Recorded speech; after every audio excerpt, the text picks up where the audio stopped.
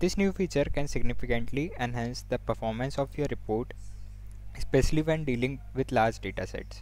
So let's dive in and see how it works. So when you create visuals like table or map, we try to load too many records. So for instance, if you have a table displaying sales data for thousands of customers, then it can really slow down your report.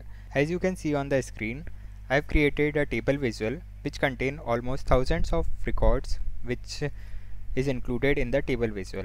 Now when we create a complete report, this will take too much time to get load. So this is where the new data limit features comes in handy. To use this feature, first you have to ensure that you have the latest version of powerBI desktop. You can check it by navigating to the help tab and then clicking on about. So here you can see I am using the August 2024 recent update version.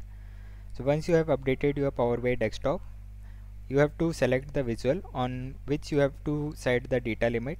Then you have to open the filter pane and click on this more option button, the three dot you see beside the filter on this visual text. So when you click on this, you will get the option to add data limit. You have to click on that and then a new square box will appear in your filter pane.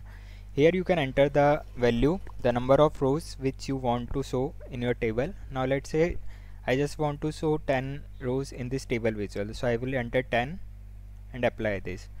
So now whenever any filter will be applied or anything interactive we do with this visual, then it will only show the 10 rows.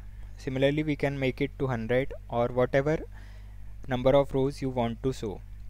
In this way you can use this new feature, and this is particularly useful when you want to avoid overloading your report and ensure smoother performance. And what's really great about this feature is that it doesn't just change what displayed on the visual, but it actually modifies the text query which is sent to the underlying model. This means that you are optimizing the data retrieval process right from the source. And if you enable the performance analyzer and take a look at the text query, then you will notice the top end filter is already applied, limiting the number of rows fetched. So this is a simple but highly effective feature, and I recommend you to try it out in your own powerBI projects. It can make a really big difference in how efficiently your reports run, especially with the large dataset.